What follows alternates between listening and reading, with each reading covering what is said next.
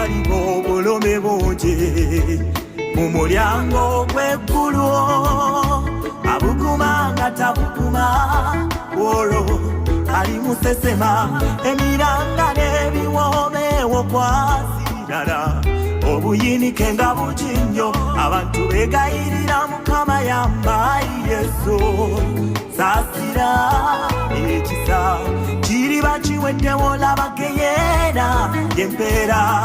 nga bakibagani toyingira ayi Mukama